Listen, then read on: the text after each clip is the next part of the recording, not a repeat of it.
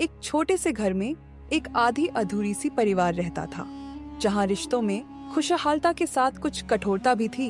भीतर सोनाली अपने पिता श्यामलाल के साथ बैठी थी। श्यामलाल की उम्र 35 के पार थी, पर चेहरा अब भी ताजगी से भरा। आंखों में ममता और बोझ दोनों झलकते थे। पिताजी, एक बात पूछूं? आप हर सुबह इतनी जल्दी क्यों निकलते हो? कभी कभी मन करता है आप बस यहीं मेरे पास बैठे रहें, माँ की तरह बातें करें। बिटिया, दुकान ना खोलूं तो घर का चूल्हा कैसे जलेगा? और अगर मैं दुकान रोज नहीं खोलूंगा तो मेरे ग्राहक किसी और दुकानदार के पास खरीदारी करने लगेंगे फिर। और अगर मैं बैठ भी जाऊं तो तेरी माँ जैसी बातें कहाँ से ला पाऊंगा तुझे सुनाने के लिए? पर आप माँ जैसे बातें नहीं सुना पाए तो क्या हुआ? आप माँ से कम भी तो नहीं। जब आप मेरा सिर सहलाते हो तो लगता है जैसे माँ यहीं है। माँ के जाने के बाद आप ही तो मेरे पूरी दुनिया हो। तेरी माँ बड़ी भाग्यशाली थी जो तुझ जैसी बेटी दे गई। और मैं बस कोशिश करता हूँ कि तुझे माँ की कमी ना होने दूं। ठीक उसी समय बाहर से चिल्लाने की आवाज आती है गीता की, जो श्यामलाल की दूसरी पत्नी है। सोनाली को माँ की कमी ना हो इसलिए श्यामलाल ने दूसरी शादी करी थी, लेकिन इसका उल्टा गीता सोनाली को बिल्कुल पसंद नहीं करती थी। सोनाली, अरे ओ सोनाली, कहाँ चली गई? अब तक पानी क्यों नहीं भर कर लाई? या अब तक सो के उठी ही नहीं? महारानी, कितनी कामचोर है रे तू। सोनाली यह सुनकर जल्दी से बाहर आई और उसके पीछे श्यामलाल भी आया। अरे गीता, तुम इसके साथ ऐसी बर्ताव क्यों करती हो? अभी यह बच्ची है, अभी से घर की कामों की जिम्मेदारी नहीं उठा सकती है। अरे आप मुझसे ऐसे क्यों बात कर रहे हो? मैं भले ही इसकी सौतेली माँ हूँ, लेकिन मैं इससे प्यार करती हूँ, इसीलिए तो इसके भले के लिए जिम्मेदार बनना सिखा रही हूँ। सही तो कह रहा हूँ, यह अब भी बच्ची है, अभी तो इसके खेलने कूदने की समय है। वैसे भी इतनी छोटी सी उम्र में इसने अपनी माँ को खोया है, और इसीलिए मैंने तुमसे इसकी माँ की कमी पूरा करने के लिए तुम्हें यहाँ ब्याह करके लाया था, न कि सोनाली को खरी खोटी सुनाने को। ठीक है जी, आप अगर नहीं चाहते हो इसको मैं कुछ कहूँ तो नहीं कहूँगी। चली जाती हूँ यहाँ से। मैं तो बस इसके भलाई के लिए ही कहती थी। आप तो हमेशा मुझ में बुराई ही देखते हो। सोनाली अपने पिता और सौतेली माँ के बीच हुई बहस को देख समझदारी से बोलती है। आप दोनों झगड़ा मत करो पिताजी, कोई बात नहीं। यह भी तो मेरी माँ है। मेरी भी कर्तव्य है कि मैं इनकी बात सुनूं, और वैसे भी मेरे लिए ही अच्छा है कि मैं जल्दी जल्दी सब कुछ सीख लूंगी। सोनाली यह बोलने के बाद अपनी सौतेली माँ के कहे मुताबिक काम में लग जाती है। श्यामलाल गीता से बोलते हुए, गीता जरा सोच समझ के बोला, करना, वो अभी बच्ची है, उसे प्यार की जरूरत है, न कि धमकी और सीख की। और मुझे पता है तुम उसे शुरू से पसंद नहीं करती। नहीं जी, आप मुझे गलत समझ रहे हो। मैं उसे बस सही राह दिखाती हूँ। हाँ, बस मेरी जुबान थोड़ी कड़वी है, लेकिन मैं उसे पसंद करती हूँ। और मेरी जगह उसकी असली माँ होती तो वो भी उसे ऐसे ही बोलती। हाँ हाँ, सब पता है मुझे। मेरे दुकान में जाने के बाद मेरे पीठ पीछे कितना खरी खोटी सुनाती हो उसे। सब जानता हूं मैं सुधर जाऊं, नहीं तो मेरा वो रूप देखोगी जो तुमने पहले कभी नहीं देखा। और रहा सवाल उसकी असली माँ की, वो तो अपनी बेटी को बहुत प्यार से रखती थी। यह बोल के श्यामलाल अपने दुकान चला जाता है। यहाँ सोनाली अपने सारे काम करने के बाद अपने दोस्त रवि से मिलने जाने के लिए तैयार होती है। भी गीता उसे रोकती हुई बोलती है, अरे सोनाली, तू क्या फिर रवि से मिलने जा रही है? अरे उसका पिता बड़ा आदमी है और तू उन जैसे बड़े लोगों के साथ दोस्ती का रिश्ता मत रख। माँ, आप मेरे खेलने पर रोक लगाती है और काम करने के लिए बोलती है, लेकिन आप मुझे रवि से मिलने से मत रोकिए। वो बहुत अच्छा दोस्त है मेरा। वो कभी अमीर गरीब में भेदभाव नहीं करता। अगर मेरी असली माँ होती तो मुझे कभी मना नहीं करती। ठीक है, जा, फिर जहाँ घूमना है घूम। तू और तेरे पिता तो मुझे बस नौकरानी की तरह समझती हैं। मैं तो घर का काम करने के लिए ही हूँ ना। गीता की यह सब नाटक को अनसुना करके सोनाली अपने दोस्त रवि से मिलने आती है। रवि, जो गांव के ठाकुर जितेंद्र का बेटा है, वो शांत स्वभाव का है और सोनाली का अच्छा दोस्त भी। अरे ओ सोनाली, तू कुछ दिनों से खेलने क्यों नहीं आई? पता है बाबूजी ने खेलने के लिए मुझे नए खिलौने खरीद के दिए हैं। और हाँ, गांव के और भी दोस्त मेरे साथ नए खिलौने से खेलने आ रहे हैं। सही है रवि, तू किस्मत वाला है। तेरे बाबूजी तो अमीर है और तेरे माँ बाबूजी तो तुझसे बहुत प्यार करते हैं। मेरी माँ तो बहुत वर्ष पहले ही मुझे छोड़ के भगवान को प्यारी हो गई। अरे तू ऐसे मायूस क्यों होती है? बोलना, तुझे क्या चाहिए? मैं बाबूजी से बोल के तुझे भी दिला दूंगा ना। मुझे कुछ नहीं चाहिए रवि, मुझे तो बस मेरी माँ बहुत याद आती है। मैं तेरी दुख समझ सकता हूँ। वो तेरी सौतेली माँ, वो भी तो तुझे तंग करती रहती है ना, इसलिए तुझे बहुत दुख होता होगा ना। ऐसी बात नहीं है, वो भी बुरी नहीं है, बस मेरे साथ थोड़ी सी सख्त है। थोड़े समय यही सब बात करने के बाद सोनाली और रवि अपने अपने घर जाते हैं। ऐसे ही कुछ साल बीत जाते हैं। सोनाली बड़ी हो गई थी और बहुत सुंदर, सुशील और समझदार भी। यहाँ रवि भी अब जवान हो चुका था और अपने पिता के कारोबार में लग गया था। बड़ा होते होते रवि भी अब अपने पिता जैसा मजबूत और कठोर दिल का बन चुका था। लेकिन सोनाली के साथ कभी उसने कठोरता नहीं दिखाई और वो मन ही मन सोनाली से प्रेम भी करने लगा था। माँ, आज सोनाली से मिलने जाऊंगा, आप बाबूजी से बोल देना। बहुत दिन हो गया उससे मिला ही। सोनाली, फिर वही लड़की रवि बेटा, हम जमींदार हैं। हमारा उठना बैठना हमारी हैसियत से होता है। वो लड़की हमारे बराबर नहीं है। तू ये बात क्यों भूल जाता है? अरे मुझे पता है माँ, लेकिन एक सोनाली ही तो है जो मेरी बचपन की दोस्त है। वही तो है जो मुझे आप लोगों के अलावा बहुत अच्छे से समझती है। माँ, सोनाली सच्ची है, सीधी है। वह करीब जरूर है, लेकिन वो दिल की बहुत अच्छी है। रवि यह सब कह ही रहा था कि तभी ठाकुर भी उन लोगों के पास आता है और बोलता है, रवि, तुम्हारी माँ सही कह रही है। इस उम्र में तुम्हें समझना चाहिए कि भावनाओं से जिंदगी नहीं चलती, समाज देखता है। नाम, खानदान, जात। हालांकि तुम लोग दोस्त हो, लेकिन गांव के लोग तुम दोनों की दोस्ती के रिश्ते को अलग नजरिए से देखते हैं। गांव वाले बातें बनाएंगे। बचपन की बात अलग थी, लेकिन अभी तू उससे मिलना छोड़ दे ना। ठीक है बाबूजी, आप जैसा कहिए मैं वैसा ही करूंगा। रवि अपने माता पिता के सामने उनके बातों को झूठ मूठ का मान लेता है। लेकिन वह थोड़ी देर बाद चुपके से सोनाली से मिलने जाता है, जहाँ वे लोग बचपन में मिला करते थे। तू अभी आया है, इतना इंतजार करवाया तूने? पता है, आजकल तो मेरी सौतेली माँ और सख्त हो गई है, घर से आने ही नहीं देती है। बहुत मुश्किल से घर का सारा काम खत्म करके तुझसे चोरी छुपे मिलने आई हूँ। वाह, काफी साहसी हो गई है तू। घर में बिना बताए आ गई तू। ऐसा लग रहा है कि वो छोटी सी भोली सी सोनाली जैसे कहीं गायब ही हो गई। हाँ हाँ, मजाक उड़ा ले तू। मेरी मजाक उड़ाने के सिवा तुझे और कुछ आता भी है? क्यों नहीं आएगा? आजकल बाबूजी की कारोबार मैं ही तो संभालता हूँ। बाबूजी ने सब जिम्मेदारी मुझे दे दी है, इसीलिए तो तुझसे मिलने का ज्यादा समय ही नहीं मिलता।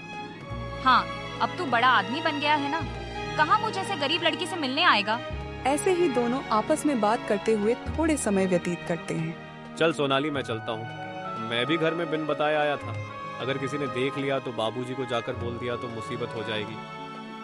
हाँ ठीक है, मैं भी चलती हूँ। मुझे भी बाबूजी की दुकान के लिए खाना लेकर जाना है। रवि की तरह सोनाली भी कहीं ना कहीं उससे मन ही मन प्रेम करती है, लेकिन सोनाली यह छुपाती थी, क्योंकि उसे लगता है अगर वो यह रवि से बोलेगी तो रवि को लगेगा कि वो उसे अमीर होने की वजह से प्रेम करती है और वह समाज के ताने से भी डरकर अपने अंदर की भावनाओं को छुपाती है। कुछ समय बाद जब सोनाली घर आती है तो उसकी सौतेली माँ उसको खरी खोटी सुनाने लगती है। अरे ओ सोनाली, कहाँ मर गई थी तू? तुझे घर का काम कुछ याद भी रहती है? पूरा दिन इधर उधर जाती रहती है। बस मैं ही हूँ जो इस घर की चिंता करती रहती हूँ। इसीलिए तुम बाप बेटी ने मुझे नौकरानी बनाकर रख दिया। माँ, मैं कहाँ इधर उधर घूमती हूँ। मैं तो बस पिताजी के पास जाती हूँ। और आज तो मैंने घर का सारा जरूरी काम करके बहुत दिनों के बाद रवि से मिलने गई थी। क्या कहा तूने? तू फिर से रवि से मिलने गई थी? अरे, पूरे गांव में थू थू करवाने की सोच रही है क्या तू? अरे, हंसेंगे लोग। हम लोग जैसे तैसे घर चला रहे हैं और तू महारानी बड़े घर के साथ रिश्ता जोड़ने की सोच रही है। माँ, आप हमेशा मुझे गलत क्यों समझती हो? रवि मेरा बचपन का दोस्त है।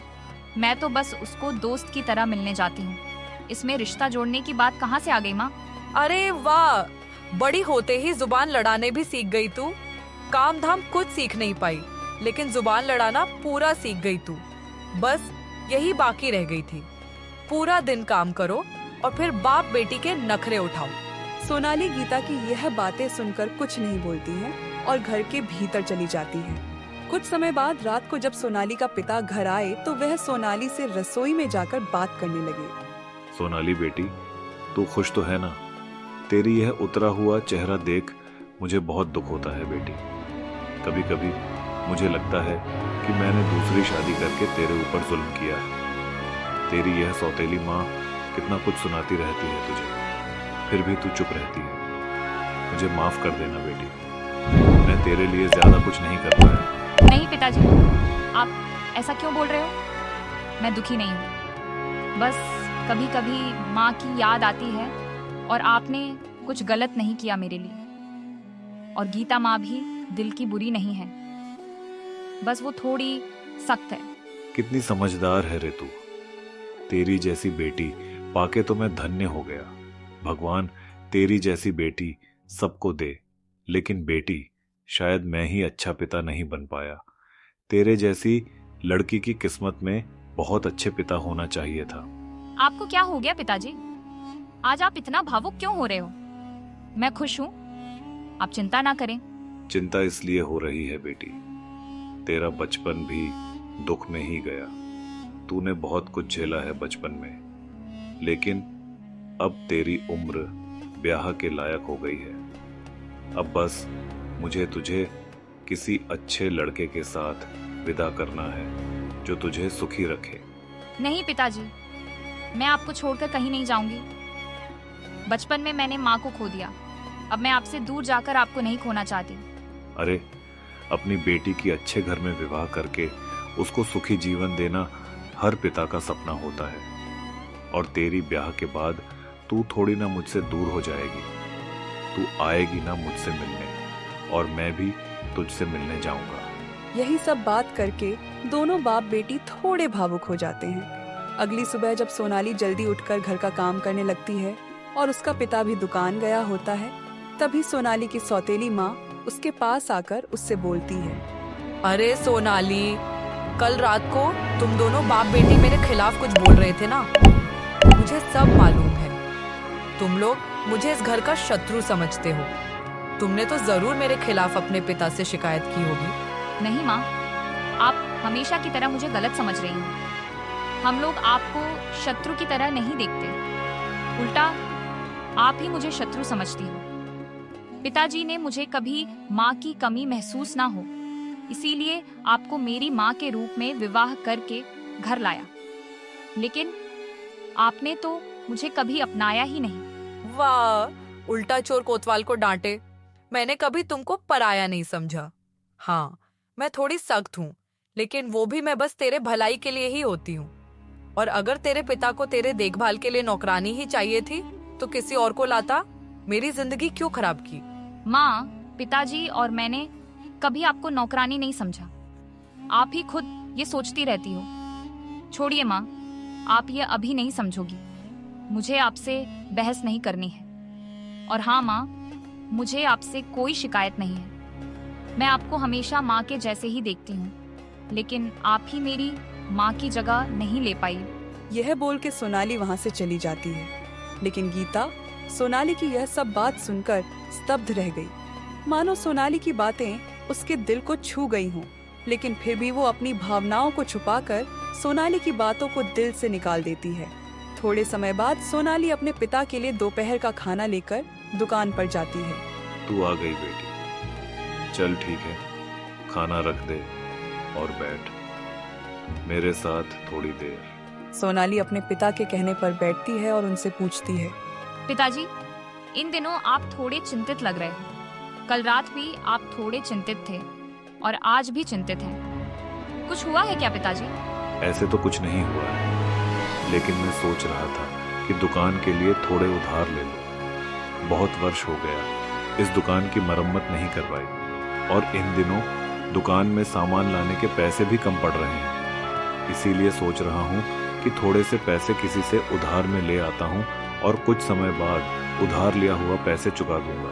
अगर आपको यह सही लगता है तो ले लीजिए, लेकिन पिताजी आप उधार ही लोगे किससे? मैं सोच रहा था कि ठाकुर जितेंद्र जी से पैसे उधार ले लूं। उनका बेटा तो तेरे बचपन का दोस्त भी है, तो वे इसी खातिर दे भी देंगे। ठीक है पिताजी, लेकिन मुझे नहीं लगता है कि वे लोग मेरी और रवि के दोस्ती के लिए आपको पैसे देंगे। जहां तक मैं जानती हूं उनको, वे लोग पैसे के लिए थोड़े कठोर हैं। शायद आपको वे लोग पैसे ना भी दें। तू बात तो ठीक बोल रही है, फिर भी मैं एक बार जाके उनसे पूछूंगा, शायद दे दें। तू ये सब चिंता मत कर, ये सब मैं देख लूंगा। मेरे मन में ये बात थी तो मैंने तुझे बोल दिया। बाकी तू इन सब पर ध्यान मत दे, अभी घर जा, नहीं तो तेरी माँ तुझे फिर से खरी खोटी सुनाएगी। मैं थोड़ी देर बाद दुकान बंद करके ठाकुर जी के पास जाऊंगा। सोनाली वहां से घर चली आती है और थोड़े समय बाद श्यामलाल भी ठाकुर जितेंद्र के पास उधारी के लिए जाता है। वाह श्यामलाल, आज हमारे घर कैसे आना हुआ भाई? तुम तो यहाँ आते ही नहीं। हाँ सेठ जी, आपसे कुछ बात करनी थी, इसलिए आपसे मिलने आपके घर आया हूँ।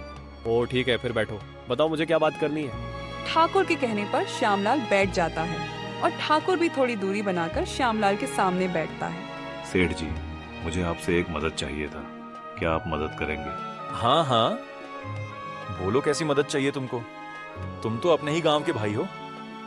तुम्हारी मदद नहीं करूंगा तो किसकी करूंगा? बताओ बताओ, खुल के बताओ। सेठ जी, मुझे कुछ पैसे उधार चाहिए थे आपसे। अच्छा, तभी मैं सोचूं तुम तो आते नहीं यहाँ, आज अचानक आ गए। लेकिन श्यामलाल, तुम्हें पैसे उधार मांगने की क्या जरूरत हो गई? तुम्हारा दुकान तो अच्छा चल रहा था ना? हाँ सेठ जी, चल तो रहा है, लेकिन बहुत वर्ष हो गए दुकान की मरम्मत नहीं करवाई। दुकान पुराना होने लगा है और अंदर की कुछ चीजें खराब होने लगी हैं। उनके मरम्मत के लिए कुछ पैसे चाहिए थे। ओ ऐसा है, ठीक है, फिर मैं तुमको पैसे दे देता हूँ, लेकिन मुझे 1-2 महीने बाद तुमको मेरे पैसे वापस करने पड़ेंगे। और हाँ, मुझे ये पैसे सूद समेत चाहिए होंगे और मैं 2 महीने से ज्यादा का समय नहीं दूंगा। मुझे भी पैसे की जरूरत होती रहती है। मैं ये तुमको मेरी जरूरत के पैसों से ही निकाल के दे रहा हूँ। यह बोल के कुछ समय बाद ठाकुर कुछ पैसे श्यामलाल को दे देता है। श्यामलाल वो पैसे लेके ठाकुर के घर से दुकान चला आता है। कुछ समय बाद जब अंधेरा हो जाता है तो श्यामलाल घर आकर सीधे अपनी बेटी से मिलता है। बेटी, मैंने आज ठाकुर जितेंद्र जी से पैसे उधारी में लिया है। उन्होंने कहा कि 2 महीने में उनके पैसे वापस करने होंगे। सिर्फ 2 महीने पिताजी? क्या आप 2 महीने में पैसे वापस कर पाएंगे? हाँ हाँ, क्यों नहीं कर पाऊंगा। 2 महीने में आराम से उनके पैसे वापस कर दूंगा। यह सब छोड़ बेटी, मैं तुझे यहाँ अपने उधारी के किस्से सुनाने नहीं आया हूँ।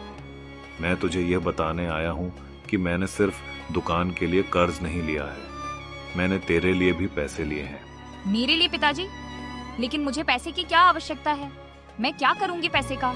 अरे तेरे लिए मतलब तेरे ब्याह के लिए पगली।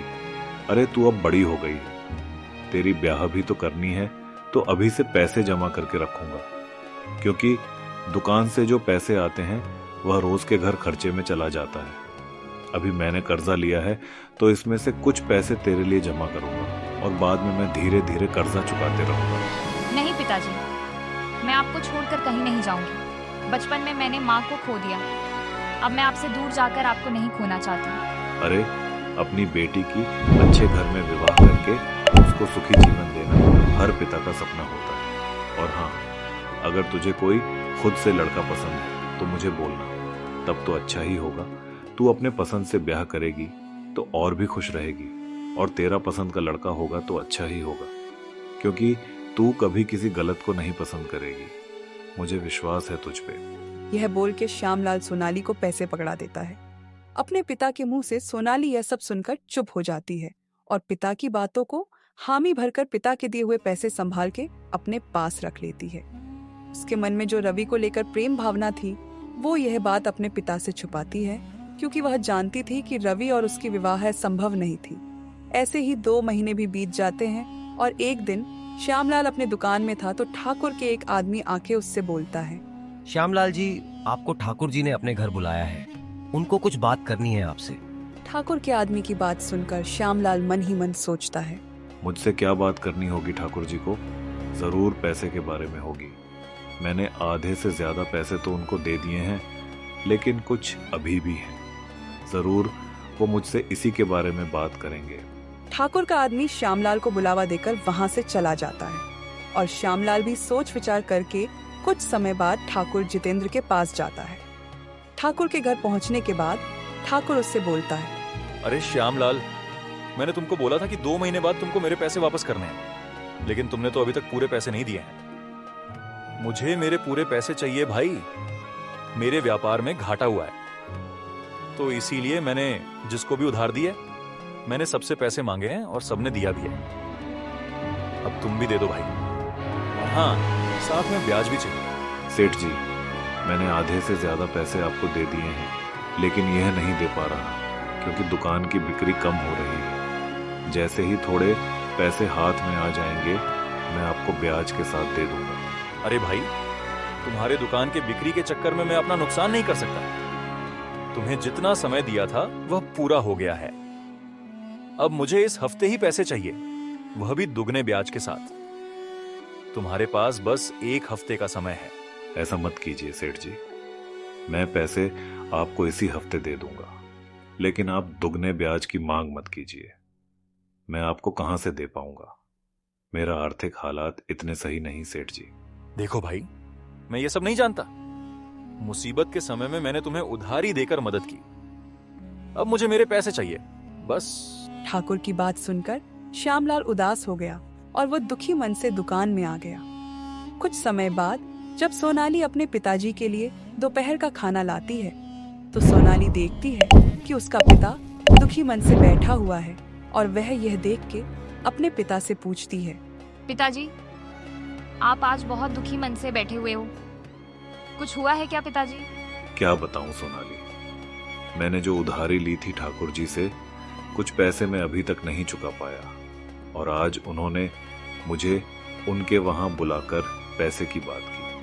बोल रहे थे कि जो पैसे मैंने उनको अभी तक नहीं दिए, उनका दुगना ब्याज चाहिए उनको। ये तो गलत है पिताजी। आप चाहें तो मैं उनके बेटे रवि से बात करके देखूं। आप तो जानते हैं वो मेरा बचपन का दोस्त है, शायद वो ही कुछ मदद कर सके। नहीं बेटी, तो इन सब में मत पड़, मैं संभाल लूंगा सब। मैं तो इस बात को लेकर चिंतित हूँ कि मैं पैसे कहाँ से जुगाड़ करूँ। बाकी मैं वे लोग जैसे बोलते हैं वैसा ही करूँगा और उन लोगों को मनाने का भी प्रयास करूँगा, ताकि मुझे थोड़े समय और मिल सके। सोनाली अपने पिता के सामने तो उनके बातों को मान लेती है, लेकिन वो अपने पिता की हालत को देख के मन ही मन बहुत ज्यादा दुखी हो जाती है और वह वहाँ से सीधे रवि के पास आती है। रवि, तुम पिताजी की मदद कर दो। तुम्हें तो पता ही होगा कि पिताजी ने तुम्हारे पिता से कर्जा लिया था। क्या तुम अपने पिता से कह के कुछ दिनों की मोहलत और दिला सकते हो पिताजी को? मैं सब जानता हूँ सोनाली, लेकिन मुझे माफ करना। मैं इस मामले में कुछ नहीं कर सकता। हमारे व्यापार में घाटा हुआ है, इसलिए बाबूजी ने सबके उधारी वापस मांगी है। और हाँ, वैसे भी तुम्हारे पिता को दिया गया समय पूरा हो चुका है, तो अब मैं इसमें कुछ नहीं कर पाऊंगा। सोनाली रवि का यह बर्ताव देख बहुत ज्यादा दुखी हो जाती है। अपने माता पिता के बाद सोनाली का सबसे अपना दोस्त, जो सोनाली मन ही मन प्रेम भी करती थी, उसने उसको मुंह पर मदद के लिए मना कर दिया। रवि ने अपनी दोस्ती से ज्यादा पैसे को महत्व दिया, इसीलिए सोनाली दुखी मन से रवि को कुछ न बोल के वहाँ से चली आती है। रात को सोनाली का परिवार ठाकुर के दिए दबाव को ले चिंतित था। ये जी, आप मेरे गहने ले लीजिए और उधारी चुका दीजिए। माना कि मैं आपसे झगड़ती रहती हूँ, लेकिन आप मेरे पति परमेश्वर हैं, इस मुसीबत के घड़ी में आपकी मदद मैं नहीं करूंगी तो कौन करेगा? नहीं माँ, आपको अपने गहने देने की जरूरत नहीं है, वो आपकी अमानत है। पिताजी, आपने जो पैसे मुझे दिया है वो लेके आप उनको दे दो। वैसे भी मैं अब हमेशा के लिए कुंवारी ही रहूंगी। मुझे अब किसी से ब्याह नहीं करनी। पागल हो गई है क्या? क्या बोल रही है तू? तुझे पता भी है आखिर तुझे अचानक हुआ क्या जो यह सब बोलने लगी है? मैं पैसे का इंतजाम कर लूंगा, अभी और कुछ दिन का समय है। तुम दोनों को यह सब चिंता करने की जरूरत नहीं है। नहीं जी, जरूरत क्यों नहीं है? ये परिवार की मुसीबत है, परिवार को ही मिलकर सुलझाना पड़ेगा। पिताजी, आप मान जाओ, मेरे भविष्य में क्या लिखा है मुझे नहीं पता, जो होगा देखा जाएगा। आप बस यह पैसे लो और उन निर्दयी कठोर लोगों को जाकर दे आओ। सोनाली और गीता के बहुत समझाने के बाद श्यामलाल मान जाता है। अगली सुबह वो सोनाली के पैसे लेके ठाकुर जितेंद्र को देने के लिए जाता है। सोनाली यह सब गीता के मुंह से सुनकर भावुक हो जाती है। उसे आज ऐसा लग रहा था कि जैसे उसे अपनी माँ वापस मिल गई हो। सोनाली की आंखों में खुशी के आंसू थे। माँ, आप मुझसे माफी मत मांगो। आप अपनी जगह पर हमेशा सही थी। मैंने ही आपको ज्यादा सख्त समझा और आपके बार बार मना करने के बाद भी उन जैसे बड़े लोगों के साथ दोस्ती का रिश्ता रखी। ये सब छोड़ सोनाली, जो हुआ उसे जाने दे। मैं अब तुझे कभी तेरे असली माँ की कमी नहीं होने दूंगी। यही सब बात करके दोनों खुशी से हंसते हुए एक दूसरे की तरफ देखते हैं और गीता को बेटी और सोनाली को एक माँ मिल गई थी। सोनाली का परिवार अब पूरा हो गया।